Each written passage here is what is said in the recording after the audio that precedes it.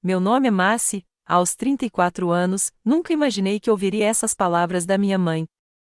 O restaurante de luxo silenciou quando ela ergueu sua taça de cristal em seu aniversário de 58 anos, com os olhos fixos nos meus do outro lado da mesa elegantemente posta. O melhor presente de aniversário que eu poderia dar a ela, ela anunciou para nossa família e amigos atonitos, seria simplesmente deixar a vida dela. Em vez de ir embora, eu a fiz deixar a minha. Se você estiver assistindo, deixe um comentário dizendo de onde está assistindo. Clique em curtir e inscreva-se para acompanhar minha jornada de recuperação da minha vida após décadas de abuso emocional. Deixe-me contar mais sobre mim e como as coisas chegaram a esse ponto crítico com minha mãe. Trabalho como designer gráfico freelancer de sucesso, criando pacotes de branding para pequenas empresas e startups. Amo meu trabalho porque ele me dá liberdade criativa e a capacidade de ajudar outras pessoas a realizar seus sonhos. Sempre fui atraída por arte e comunicação visual, algo que minha mãe, Laura, nunca entendeu ou valorizou. Laura tem 58 anos e trabalha como gerente sênior de um banco em uma das maiores instituições financeiras de Boston. Ela sempre foi meticulosa, exigente e obcecada por aparências.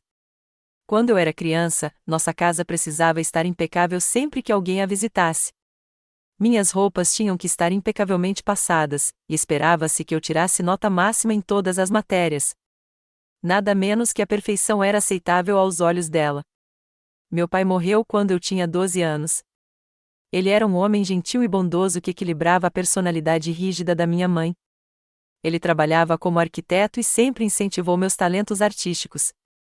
Quando faleceu repentinamente de um ataque cardíaco, deixou-nos a casa da família nos subúrbios de Boston e uma quantia considerável de dinheiro do seu seguro de vida e das suas economias.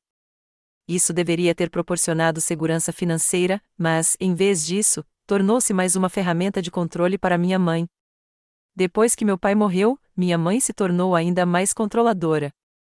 Foi como se perdê-lo a tivesse apegado ainda mais a tudo e a todos em sua vida, especialmente a mim. Tornei-me o único foco do seu perfeccionismo e das suas críticas.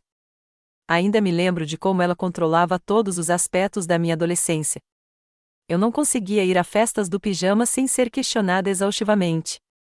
Os meus trabalhos de casa eram revistos 2 vezes, uma por mim e outra por ela. As minhas roupas eram selecionadas com base no que ela considerava apropriado, não no que eu queria vestir. Nossa casa fica em uma rua tranquila em Brooklyn, um subúrbio nos arredores de Boston. É uma linda casa em estilo colonial com 4 quartos, uma cozinha espaçosa que meu pai reformou ele mesmo e um quintal com um bordo que meus pais plantaram quando se mudaram. A casa guarda tantas lembranças, boas e dolorosas. Cada canto guarda ecos da minha infância, das risadas do meu pai e das críticas constantes da minha mãe. Ao longo da minha vida, Laura sempre me comparou a outras crianças que ela considerava mais bem-sucedidas ou realizadas, a filha de seu colega que se tornou cirurgiã, o filho de nossos vizinhos que entrou em Harvard, a sobrinha que se casou com um rico empresário aos 25 anos. Em comparação, eu nunca fui boa o suficiente. Meus talentos artísticos eram descartados como um hobby, não como uma carreira de verdade. Minha sensibilidade era rotulada como fraqueza, não como inteligência emocional. As expectativas dela eram muitas vezes impossíveis de serem atendidas. Se eu tirasse nota máxima, ela perguntava por que eu não tinha mais atividades extracurriculares. Se eu participasse de clubes, ela questionava por que minhas notas não eram mais altas. Quando fui aceito na Universidade de Boston com uma bolsa parcial para design gráfico, ela reclamou que eu deveria ter me candidatado a instituições de ensino mais prestigiadas. A conquista da qual eu me orgulhava foi ofuscada pela insatisfação dela. Depois da faculdade, tomei a decisão de voltar para casa temporariamente para economizar dinheiro enquanto montava meu negócio freelancer. O que eu pensava que seria um acordo de 1 ano se estendeu por quase 7 anos, enquanto Laura encontrava maneiras de me fazer sentir tanto obrigado a ficar quanto culpado por querer ir embora. Ela mencionava como se sentia solitária, como a casa era grande demais para ela, como se preocupava com a saúde. Então, na mesma conversa, criticava minha escolha de carreira, minha aparência ou minha falta de um relacionamento sério. A situação financeira entre nós tornou-se cada vez mais complicada. O dinheiro que meu pai deixou foi depositado em uma conta conjunta controlada por Laura. Embora tecnicamente eu tivesse acesso, qualquer saque que eu fizesse era examinado e questionado. Ela pedia explicações detalhadas sobre como eu planejava gastar, mesmo pequenas quantias da minha herança. Enquanto isso, ela usava os fundos livremente para reformas na casa, férias luxuosas e roupas caras, tudo isso enquanto criticava minhas despesas comerciais como frívolas. Ao longo dos anos, Laura violou minha confiança de inúmeras maneiras. Quando eu tinha 16 anos, ela leu meu diário e depois me puniu pelos pensamentos e sentimentos típicos da adolescência que eu expressava no que eu acreditava ser um espaço privado. Na faculdade, ela ligava para minhas colegas de quarto para saber onde eu estava se eu não atendesse o telefone com rapidez suficiente. Mesmo adulta, morando sob o mesmo teto, ela lia meus e-mails, verificava o histórico do meu navegador no computador da família e ouvia minhas conversas telefônicas. Meus relacionamentos sofriam com a interferência dela.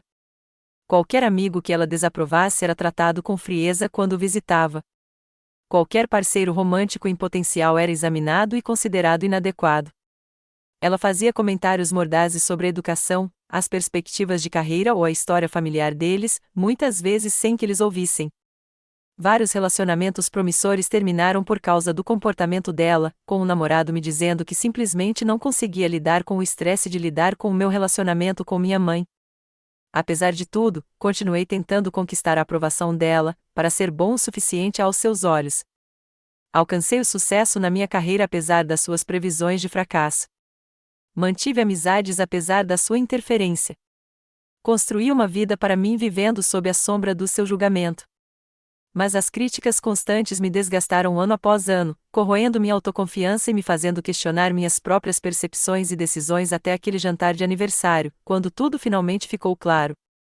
Passei semanas planejando a comemoração perfeita para o aniversário de 58 anos da minha mãe. Eu queria que tudo fosse especial, em parte porque eu realmente esperava agradá-la e em parte porque ainda me apegava à fantasia infantil de que, se eu fizesse tudo certo, ela poderia finalmente me aprovar.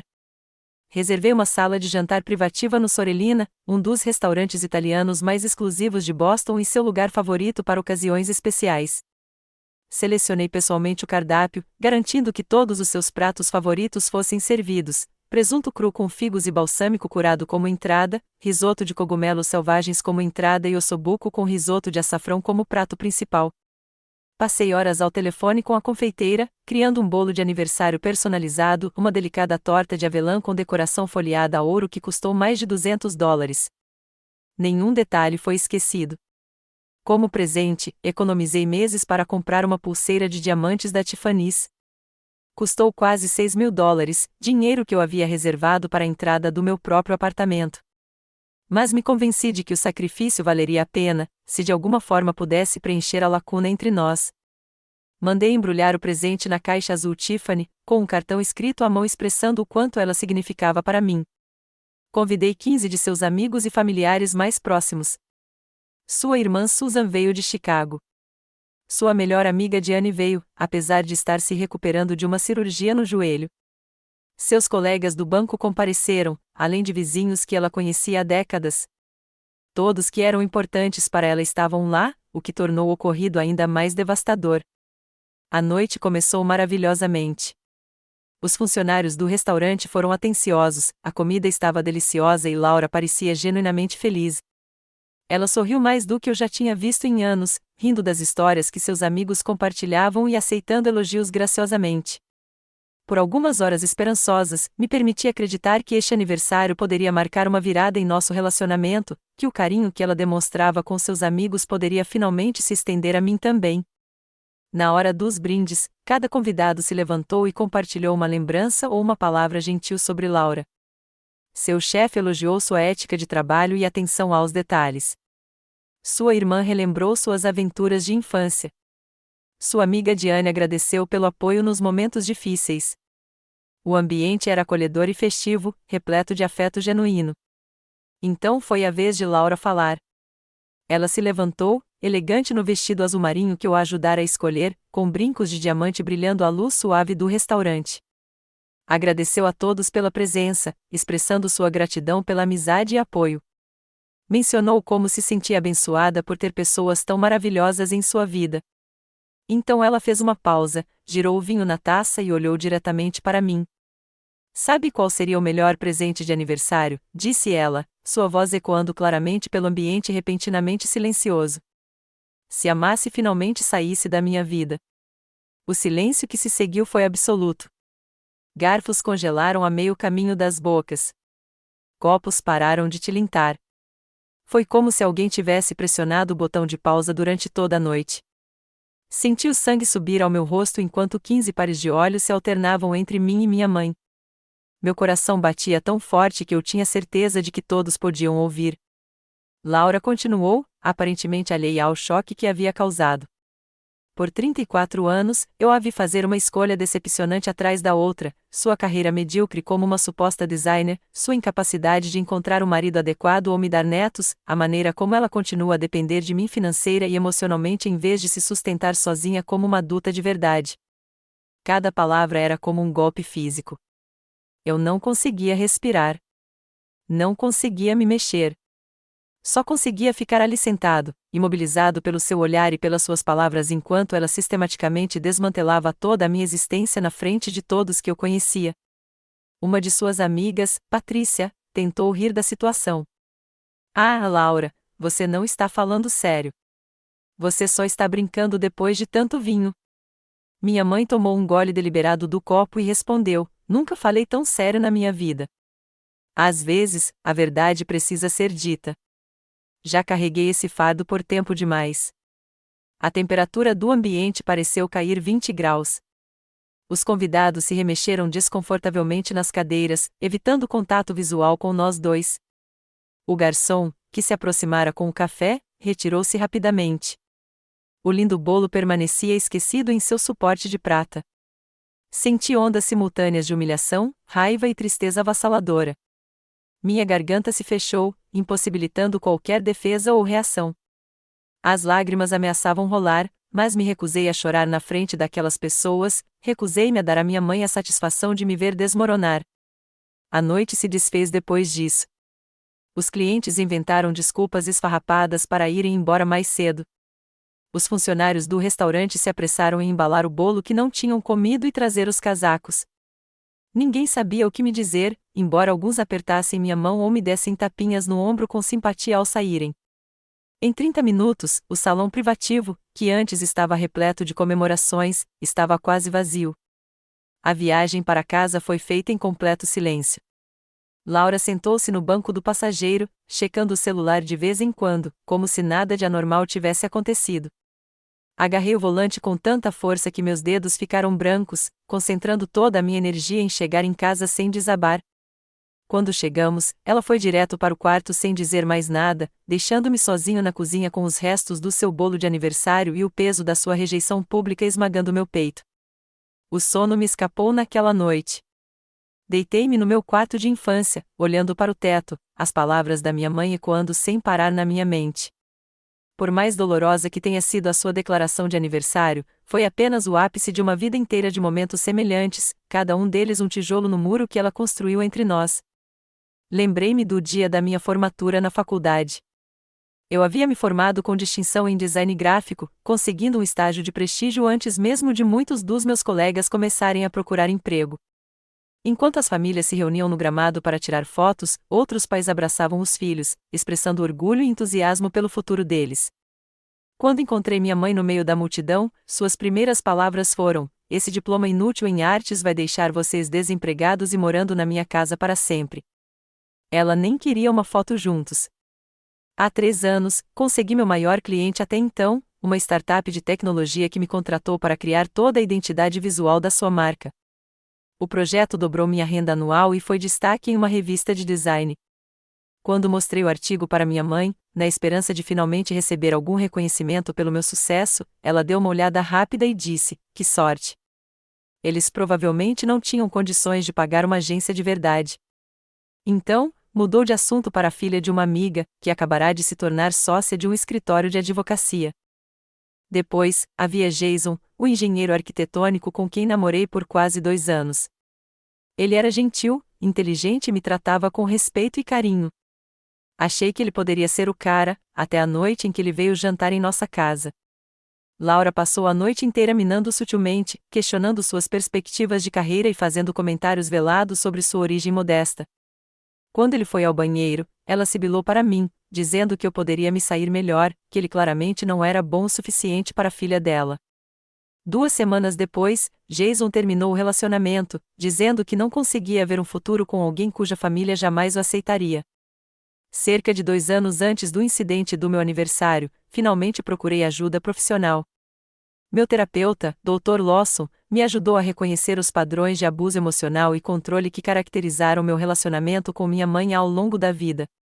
Ele explicou conceitos como gaslighting, em que Laura negava ter dito coisas dolorosas das quais eu me lembrava claramente, e chantagem emocional, em que ela retirava o afeto ou ameaçava me abandonar se eu não atendesse aos seus desejos. As sessões foram dolorosas, mas esclarecedoras, ajudando-me a entender que o problema não era a minha inadequação, mas sim o comportamento tóxico dela. Na manhã seguinte ao seu aniversário, desci e encontrei Laura tomando café da manhã, como se nada de anormal tivesse acontecido. Ela estava vestida para o trabalho, lendo o jornal e comendo seu iogurte com granola de sempre. Fiquei parada na porta, esperando algum reconhecimento dos eventos da noite anterior, alguma explicação ou pedido de desculpas. Já tem café? Ela perguntou, sem tirar os olhos do jornal. Não vamos conversar sobre o que você disse ontem à noite? Perguntei, com a voz mais trêmula do que eu pretendia. Ela virou uma página. Não sei do que você está falando. Se não fez café, por favor, faça. Preciso sair para o trabalho em 20 minutos. Foi um exemplo tão clássico de gaslighting que quase me fez rir. Quase.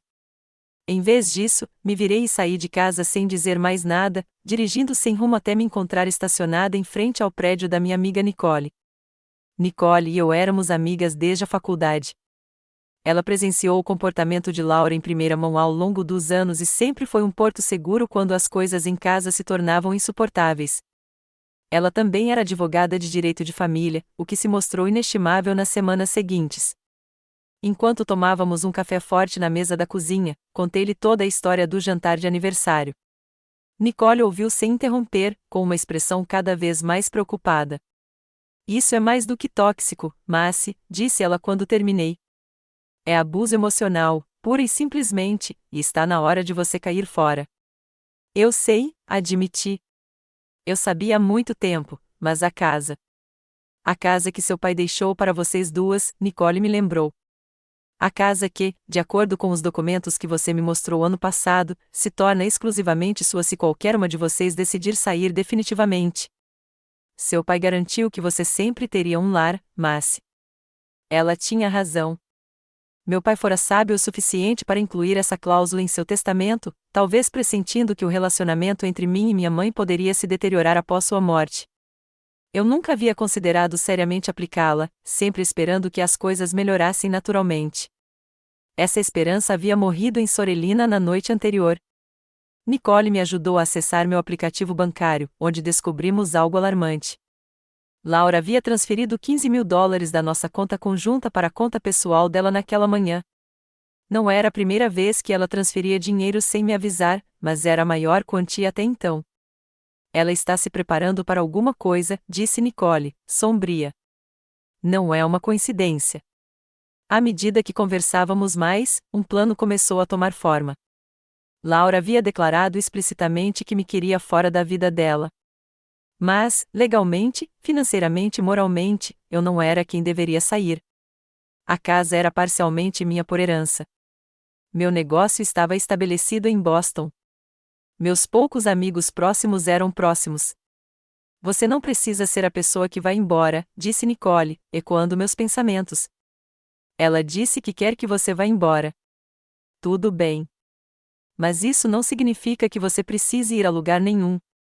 Talvez seja a hora de ela sofrer as consequências das próprias palavras. Com a ajuda de Nicole, comecei a ver que tinha opções. Não precisava continuar aceitando o abuso de Laura. Não precisava continuar esperando por uma aprovação que nunca veria. Eu podia me defender, impor limites e recuperar a vida e o lar que eram meus por direito. Quando saí do apartamento de Nicole naquela tarde, eu já tinha tomado minha decisão. Minha mãe havia pedido um presente de aniversário, o presente de eu deixar a vida dela. Em vez disso, eu lhe daria algo completamente diferente. Eu lhe daria exatamente o que ela me dera por 34 anos, a experiência de ter tudo o que ela valorizava controlado por outra pessoa. Nos 3 dias seguintes, reuni todos os documentos legais relacionados à nossa casa e ao patrimônio do meu pai, a escritura original, o testamento atualizado, apólices de seguro, registros fiscais, contas de serviços públicos. Nicole havia me aconselhado a ter tudo em ordem antes de tomar qualquer atitude, e eu estava determinado a ser minucioso. Contratei James Patterson, um investigador particular recomendado por Nicole, para investigar nossa situação financeira.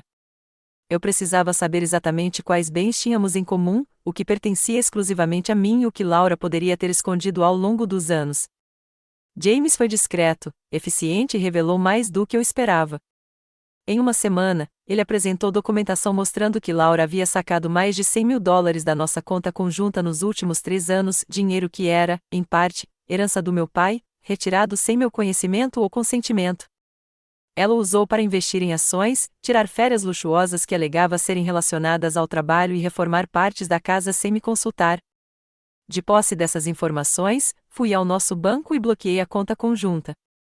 Com Nicole presente como minha representante legal, expliquei a situação ao gerente do banco, apresentando provas dos saques não autorizados e da minha propriedade parcial dos fundos.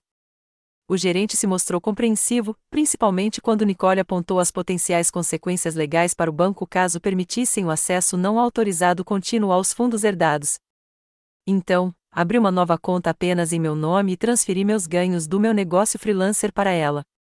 Pela primeira vez na minha vida adulta, tive recursos financeiros completamente sob meu controle. A sensação de liberdade era ao mesmo tempo estimulante e assustadora. A reação de Laura foi rápida e furiosa. Ela ligou para o meu celular 17 vezes seguidas quando descobriu que não conseguia acessar a conta conjunta.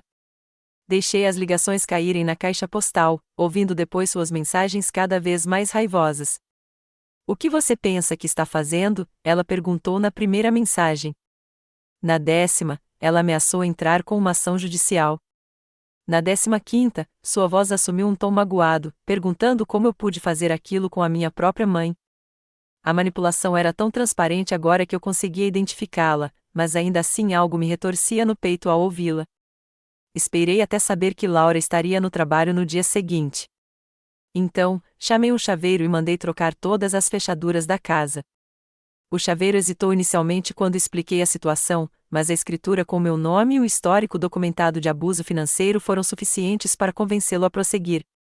Enquanto ele trabalhava, contratei uma empresa de segurança para instalar câmeras na parte externa da casa. Se Laura tentasse forçar a entrada ou danificar a propriedade, eu queria que isso fosse documentado. O técnico de segurança me ajudou a configurar alertas que enviariam notificações para o meu celular caso alguém se aproximasse da casa. Nicole veio naquela noite para me ajudar a me preparar para o confronto inevitável. Analisamos cenários possíveis, praticamos o que eu diria e revisamos os documentos legais mais uma vez. Ela me lembrou que eu tinha todo o direito de proteger a mim mesma e a minha propriedade, que o abuso emocional de Laura não a autorizava a continuar me explorando financeiramente ou a morar em uma casa que era parcialmente minha. "Lembre-se", disse Nicole antes de ir embora, "você não está fazendo nada de errado. Você não está sendo cruel. Você está estabelecendo limites saudáveis com alguém que os violou constantemente. Isso não é vingança. É proteção." Às 18h15 daquela noite, ouvi um carro na entrada da garagem. Através da câmera de segurança recém-instalada, vi Laura se aproximar da porta da frente, sacolas de compras na mão, claramente alheia ao que a esperava. Meu coração disparou quando ela enfiou a chave na fechadura e tentou novamente, por favor, quando não funcionou. Respirei fundo e fui até a janela. Ela me viu então, sua expressão mudando de confusão para raiva à medida que a compreensão surgia. Ela começou a bater na porta, sua voz ecoando claramente através da madeira. "Massie, abra esta porta imediatamente." "O que você fez com as fechaduras?" Falei através da porta, mantendo a voz calma e firme como Nicole e eu tínhamos praticado. "As fechaduras foram trocadas, mãe. Sua chave não funciona mais." "Esta é a minha casa", gritou ela, com o rosto vermelho. "Você não pode me trancar para fora da minha própria casa. Vou chamar a polícia." Legalmente, esta casa também é minha, respondi. E tenho documentação de abuso financeiro que me dá o direito de protegê-la. Você pode chamar a polícia se quiser. Aliás, eu já chamei. Era verdade.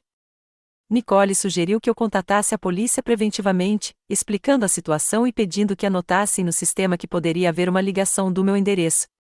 Conversei com um policial compreensivo, que entendia de conflitos domésticos e me garantiu que responderia adequadamente se fosse chamado. Laura chamou a polícia, exatamente como eu esperava. Quando 2 policiais chegaram 20 minutos depois, ela começou a demonstrar angústia maternal, com lágrimas nos olhos e mãos trêmulas. Contou que sua filha ingrata a havia trancado fora de casa, que eu era mentalmente instável e que temia por sua segurança. Convidei os policiais para entrar e apresentei calmamente meus documentos, a escritura comprovando a propriedade conjunta, os extratos bancários comprovando saques não autorizados, a cláusula no testamento do meu pai sobre propriedade exclusiva caso uma das partes optasse por sair. Reproduzi a gravação do discurso de aniversário da Laura, onde ela declarou claramente que me queria fora da vida dela. Os policiais trocaram olhares enquanto ouviam. Senhora, disse um policial finalmente a Laura, este parece ser um caso civil, não criminal. Com base na documentação que vimos, a senhorita Spencer tem o direito legal de estar nesta propriedade. Não podemos forçá-la a permitir a sua entrada. Mas minhas roupas, meus pertences pessoais. Laura protestou. Estou disposto a deixar você coletar itens pessoais essenciais, eu disse, com os policiais presentes como testemunhas. O olhar que Laura me lançou continha mais ódio do que eu jamais vira dirigido a alguém, muito menos de uma mãe para sua filha. Mas, com a polícia de olho, ela não teve escolha a não ser concordar com meus termos. Fiquei em silêncio enquanto ela enchia 2 malas com roupas, artigos de higiene e documentos pessoais do seu quarto. Os policiais permaneceram presentes o tempo todo, garantindo que o processo transcorresse de forma pacífica, apesar da tensão palpável. Quando Laura estendeu a mão para pegar uma pequena caixa de joias contendo peças que pertenceram à minha avó, indiquei discretamente que aquelas eram relíquias de família que pertenciam a nós 2. Após um momento de silêncio tenso, ela retirou a mão. Enquanto se preparava para ir embora, Laura mudou de tática de repente. A raiva desapareceu de seu rosto, substituída por uma expressão de vulnerabilidade ferida que eu já vira muitas vezes. Seus olhos se encheram de lágrimas quando ela se virou para mim. Como você pode fazer isso comigo? Perguntou ela, com a voz embargada. Depois de tudo que sacrifiquei por você? Eu te dei tudo, Massi. Tudo. No passado, essa atuação teria funcionado.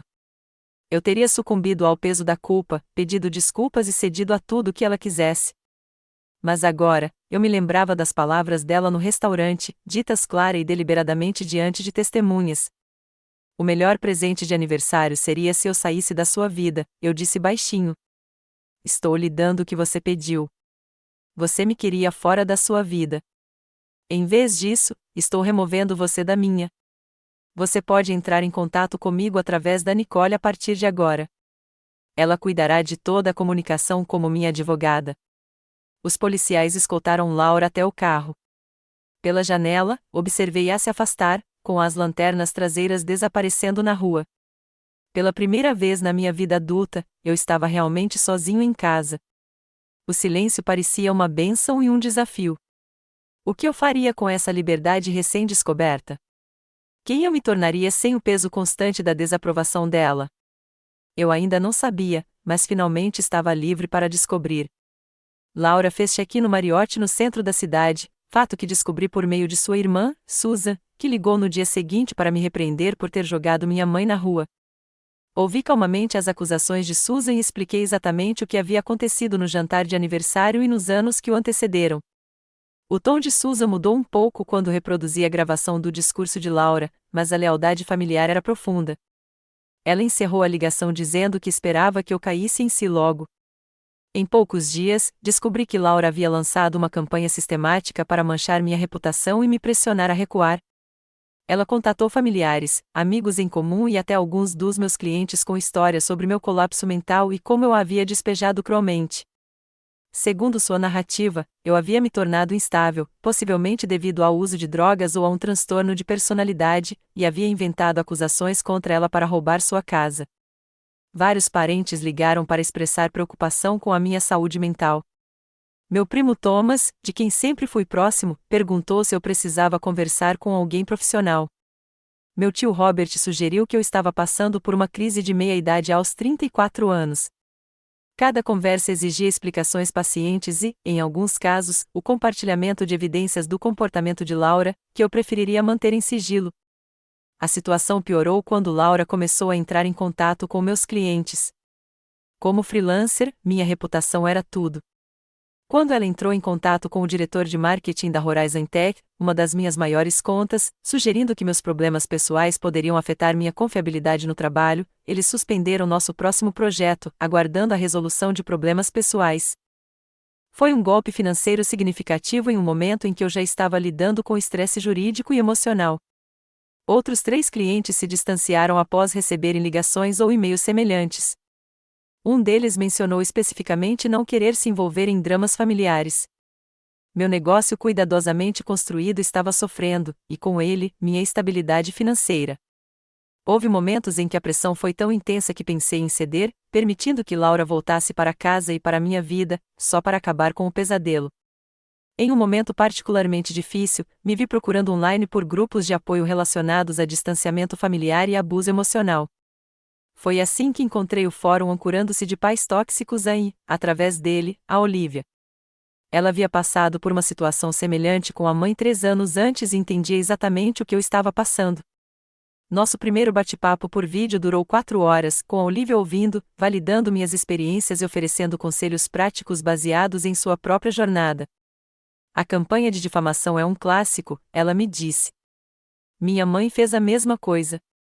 Ela contatou meu chefe, meus amigos e até meu dentista. Parece que o mundo inteiro está desabando, mas eu prometo que vai melhorar. As pessoas importantes vão perceber isso eventualmente. Olivia recomendou a doutora Margaret Winters, psicóloga especializada em traumas familiares e abuso emocional. A doutora Winters ofereceu sessões virtuais, que se adequavam à minha agenda imprevisível e ao meu orçamento cada vez mais apertado.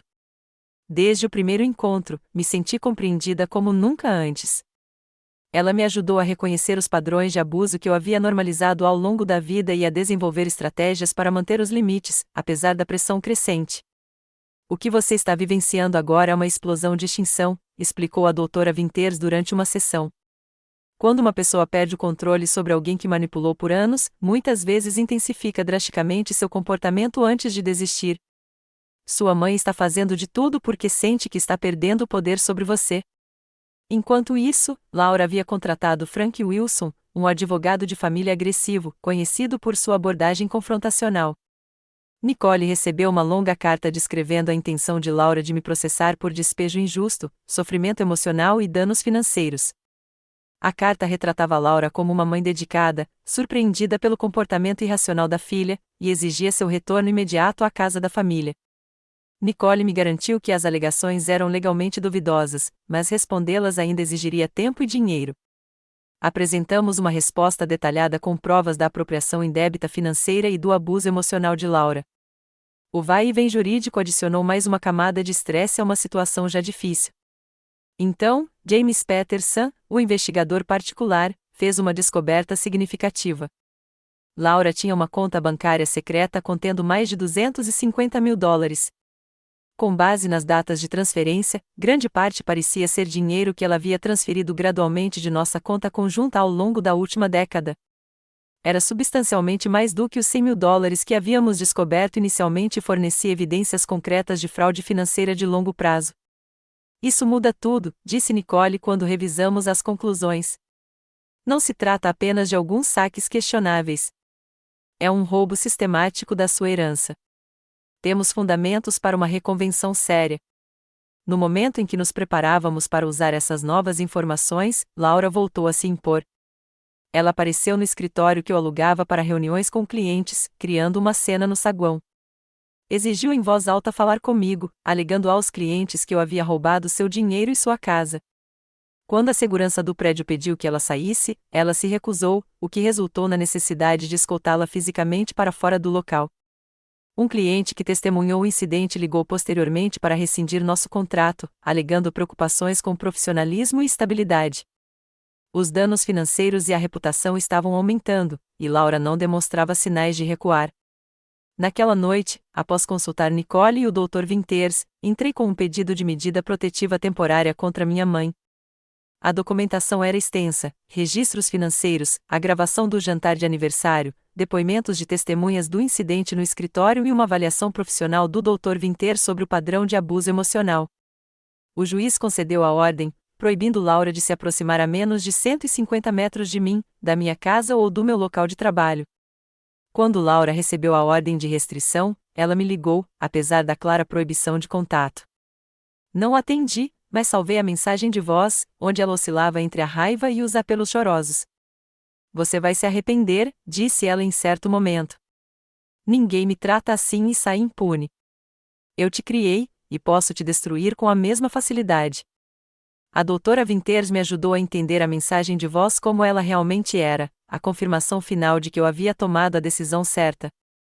Essas não são as palavras de uma mãe amorosa preocupada com o bem-estar da filha, ressaltou. São as palavras de alguém que te vê como um bem, não como uma pessoa. Por mais difícil que tenha sido esse período, também foi esclarecedor. Cada escalada de Laura arrancava mais uma camada de dúvida, mais um resquício de culpa. A mãe que passei a vida tentando agradar, cuja aprovação eu buscava desesperadamente, não existia. A verdadeira Laura era alguém que preferia me destruir a me ver conquistar minha independência. Entender essa verdade foi doloroso, mas também foi o primeiro passo para a liberdade genuína. A data da nossa audiência foi marcada para 3 semanas após a ordem de restrição temporária ter sido concedida. Durante esse tempo, concentrei-me em reconstruir o que Laura havia tentado destruir. Entrei em contato pessoalmente com os clientes que receberam suas ligações, explicando a situação da forma mais breve e profissional possível. Alguns foram compreensivos, outros permaneceram hesitantes. Assumi projetos menores para manter o fluxo de caixa e trabalhei mais horas para provar minha confiabilidade.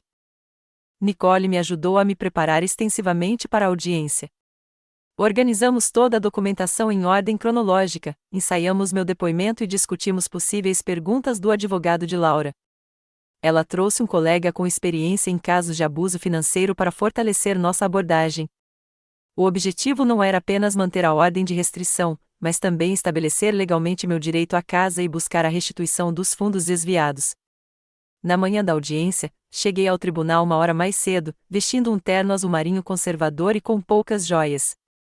Nicole me aconselhou a demonstrar profissionalismo e calma, independentemente das táticas que Laura e seu advogado pudessem empregar.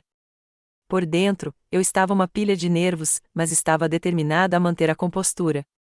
Quando Laura entrou com Frank Wilson, mal a reconheci. A executiva bancária, impecavelmente vestida e confiante, desapareceu. Em seu lugar, surgiu uma mulher de aparência frágil, com um vestido cinza modesto, maquiagem mínima e o cabelo preso para trás. Ela caminhava lentamente, apoiando-se levemente no braço de Wilson como se estivesse em busca de apoio. Era uma performance magistral de vulnerabilidade, projetada para contrastar fortemente com a narrativa agressiva da filha que eles apresentavam. A juíza Moore, uma mulher de cerca de 60 anos, com olhar astuto e reputação de não permitir manipulação emocional, presidiu nosso caso. Ela revisou cuidadosamente os documentos apresentados antes de convidar Wilson a apresentar primeiro o lado de Laura. Wilson pintou um quadro comovente de uma mãe devotada, surpreendida pela inexplicável traição da filha. Segundo sua narrativa, Laura sacrificou tudo por mim, apoiando meus caprichos artísticos apesar das dificuldades financeiras e mantendo uma casa para mim até os meus 30 anos. O comentário sobre o aniversário foi descrito como uma piada mal interpretada, tirada do contexto e usada como arma contra uma mãe amorosa. Meritíssimo, concluiu Wilson, o que temos aqui é um caso claro de abuso de idosos.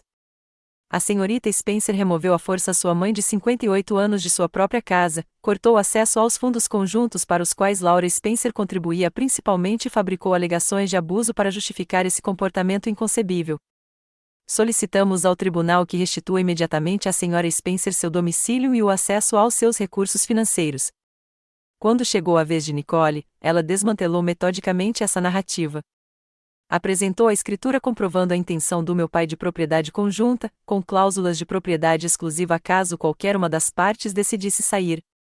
Ela tocou a gravação sem edição do discurso de aniversário, que deixou claro que a declaração de Laura não era brincadeira. Os registros bancários revelaram um padrão de Laura desviando sistematicamente fundos da nossa conta conjunta para sua conta pessoal secreta ao longo de muitos anos. Olivia testemunhou sobre as semelhanças entre o comportamento de Laura e o de sua própria mãe, explicando os padrões comuns de abuso narcisista. 2 antigos amigos meus descreveram ter testemunhado o comportamento controlador e os comentários depreciativos de Laura ao longo da minha vida. James Patterson apresentou suas descobertas sobre a conta oculta e os fundos desviados. A doutora Margaret Winters prestou depoimento especializado sobre o impacto psicológico do abuso emocional e do controle financeiro a longo prazo. Ela explicou como os comportamentos de Laura se alinhavam a padrões reconhecidos de abuso narcisista parental e como a humilhação pública no jantar de aniversário representava uma escalada típica quando o agressor sente a vítima estabelecendo independência. Ao longo desses depoimentos, observei a expressão de Laura oscilar entre a mágoa afetada e a raiva mal contida. Wilson sussurrava para ela com frequência, aparentemente tentando mantê-la calma à medida que as evidências contra sua versão dos fatos se acumulavam. Quando finalmente depus, falei direta e honestamente sobre minhas experiências. Descrevi como cresci sob constantes críticas, nunca me sentindo boa o suficiente, apesar das minhas conquistas. Expliquei como Laura controlava nossas finanças conjuntas, restringia minha independência e minava sistematicamente minha autoconfiança. Compartilhei incidentes, datas e testemunhas específicas. Durante todo o meu depoimento, mantive contato visual com a juíza Moore, falando com a clareza que advém de finalmente reconhecer verdades dolorosas. A compostura de Laura finalmente se quebrou durante o interrogatório. Apesar da tentativa de Wilson de manter o controle do interrogatório, ela interrompeu várias vezes. Você sempre foi difícil, ela retrucou em certo momento. Sempre tão sensível, levando tudo para o lado pessoal. Nada jamais foi bom o suficiente para você, alertou a senhora Spencer, o juiz Moore. Por favor, permita que seu advogado conduza o interrogatório. Mas Laura continuou, elevando a voz. Eu te dei tudo, um lar, uma educação, apoio para o seu pequeno negócio de desenho. E é assim que você me retribui? Me humilhando no tribunal com essas mentiras? Não são mentiras, eu disse baixinho. São a verdade. Tenho medo de falar há 34 anos. Você sempre foi um fracasso, sibilou Laura, ignorando a tentativa de Wilson de silenciá-la. Assim como seu pai. Fraco. Patético. Eu fiz o meu melhor com o que tinha. Seu desabafo conseguiu o que horas de depoimento talvez não tivessem conseguido. A expressão da juíza Moore endureceu ao testemunhar em primeira mão o desprezo que Laura mal conseguia esconder sob a fachada de vítima. Após um breve intervalo, durante o qual Wilson pôde ser visto tentando desesperadamente acalmar sua cliente, a juíza proferiu sua decisão. Com base nas provas apresentadas, concedo uma ordem de restrição permanente proibindo Laura Spencer de contatar Macy Spencer ou de se aproximar a menos de 150 metros de sua casa ou local de trabalho pelo período de 1 ano, após o qual a ordem poderá ser revista. Além disso, determino que o imóvel na rua Maple 42 pertence legalmente a Macy Spencer, de acordo com as disposições do testamento de Harold Spencer. O juiz Moore continuou, abordando as questões financeiras. Em relação aos fundos sacados da conta conjunta, Laura Spencer foi condenada a devolver $175 mil, representando a parte de Macy Spencer na herança desviada, no prazo de 30 dias. O não cumprimento resultará em ações judiciais adicionais e possíveis penalidades. O rosto de Laura perdeu a cor enquanto o juiz falava. Quando Wilson a informou que recorreriam, o juiz Moore acrescentou: o senhor certamente tem o direito de recorrer, Sr. Wilson. No entanto, sugiro que informe sua cliente que quaisquer novas tentativas de contatar a senhorita Spencer diretamente, de difamá-la perante clientes ou associados, ou de violar os termos desta ordem de restrição serão consideradas desacato ao tribunal e serão tratadas em conformidade.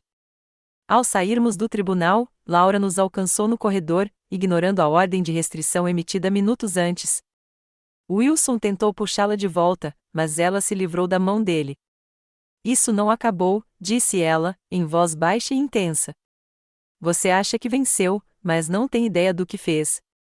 Você vai se arrepender, Macy. Quando estiver sozinha, sem família, sem apoio, vai se lembrar deste dia e desejar nunca ter começado isso. Olhei para minha mãe, olhei de verdade para ela, talvez pela primeira vez. Vi a raiva, a necessidade de controle, a incapacidade de me ver como uma pessoa separada, merecedora de respeito e autonomia. E senti algo inesperado, pena. Eu já sei como é viver sem o apoio da família, eu disse a ela. Vivi assim a vida toda, mesmo morando sob o seu teto. A diferença agora é que estarei sozinha por escolha própria, não porque me dizem que não sou digna de amor. Virei-me para ir embora, mas acrescentei um último pensamento. Você pediu um presente de aniversário, mãe. Você disse que o melhor presente seria se eu deixasse a sua vida. Considere isso como se eu finalmente estivesse lhe dando exatamente o que você pediu. Enquanto Nicole me levava para longe, ouvi Wilson pedindo para Laura se acalmar, alertando-a sobre a violação da ordem de restrição na escadaria do tribunal. Não olhei para trás. Pela primeira vez na vida, eu estava caminhando em direção a algo, não para longe de alguém. A distinção fez toda a diferença. 18 meses se passaram desde aquele dia no tribunal. A casa na rua Maple ainda está de pé, mas se transformou junto comigo. Pintei as paredes com cores que meu pai teria adorado e minha mãe odiado, um terracota aconchegante na sala de estar, um sálvia tranquilo na cozinha e um azul petróleo vibrante no que antes era o quarto de Laura, mas agora é meu escritório em casa. Cada pincelada era como resgatar um pedaço de mim mesma, revestindo as memórias de crítica e controle com cores que me traziam alegria. Meu negócio de design gráfico sobreviveu à crise e até prosperou. Após a perda inicial de clientes devido à interferência de Laura, o boca a boca daqueles que permaneceram fiéis me ajudou a reconstruir. Expandi meus serviços para incluir consultoria em estratégia de marca, o que atraiu clientes maiores e contratos mais estáveis. Há 6 meses, contratei minha primeira funcionária, uma talentosa recém-formada que me lembra eu mesma naquela idade, só que ela tem a mentora que eu nunca tive. As sessões de terapia com a doutora Winters continuaram semanais durante o primeiro ano, depois diminuíram gradualmente à medida que desenvolvi mecanismos de enfrentamento mais fortes e limites mais claros. Trabalhamos o luto complexo de perder um pai e mãe ainda vivo. A cura não é linear, lembrava-me o Dr. Winters sempre que me sentia frustrado por contratempos. Alguns dias serão mais difíceis do que outros.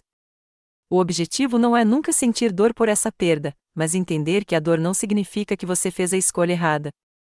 Por meio da terapia, passei a entender como minha infância moldou meus padrões adultos. Reconheci minha tendência a buscar a aprovação de figuras de autoridade, a me desculpar excessivamente e a duvidar de minhas percepções quando desafiadas. Nomear esses padrões foi o primeiro passo para mudá-los. Aos poucos, aprendi a confiar no meu próprio julgamento, a expressar minhas necessidades com clareza e a estabelecer limites saudáveis em todos os relacionamentos. 8 meses após a audiência, conheci Daniel em um evento beneficente para educação artística. Ele é arquiteto, como meu pai, com uma confiança serena e um interesse genuíno pelos outros que o diferenciaram imediatamente. Nosso relacionamento se desenvolveu lentamente, com conversas deliberadas sobre expectativas, estilos de comunicação e experiências passadas. Quando finalmente contei a história completa sobre Laura, ele ouviu sem julgamentos e fez perguntas ponderadas sobre como a experiência havia me afetado. Meu pai também era controlador, ele me disse. Não da mesma forma que sua mãe, mas o suficiente para que eu entenda a hipervigilância, sempre atento a sinais de desaprovação. Nós dois somos obras em andamento, mas acho que podemos progredir juntos, se você estiver disposto. Estamos namorando há 10 meses. O Daniel respeita minha independência e oferece apoio quando necessário. Ele entende quando certas interações despertam antigas inseguranças e me ajuda a distinguir entre a realidade presente e os condicionamentos passados. Pela primeira vez, estou vivenciando o que é um relacionamento saudável, construído com base no respeito mútuo e não em dinâmicas de poder. Além dos relacionamentos românticos, construí o que os terapeutas chamam de família escolhida. Olivia e eu continuamos amigas próximas, nos encontrando semanalmente para um café e conversas. Nicole não é mais apenas minha advogada, mas uma amiga de confiança que nos acompanha nos jantares mensais. Meu vizinho Elijah, um professor de inglês aposentado, tornou-se uma figura paterna que compartilha recomendações de livros e conselhos de jardinagem. Junto com Daniel e alguns outros amigos próximos, eles formam a comunidade de apoio que eu sempre precisei, mas nunca tive enquanto crescia. Quanto a Laura, mantive o limite de não contato. Ela recorreu da decisão judicial, como ameaçara, mas o recurso foi negado com base nas provas substanciais apresentadas na audiência original. De acordo com Susan, que ocasionalmente envia breves atualizações, Laura se mudou para a Flórida há 6 meses para morar perto da irmã. Ela ainda afirma ter sido a vítima em nossa história, sem nunca reconhecer seu papel no fim do nosso relacionamento. Laura ocasionalmente envia e-mails, apesar da ordem de restrição. Alguns estão furiosos, me culpando pela necessidade dela se mudar e pelos danos à sua reputação. Outros tentam me manipular por meio da culpa, detalhando problemas de saúde ou dificuldades financeiras. No começo, essas mensagens me deixavam emocionalmente perturbado por dias.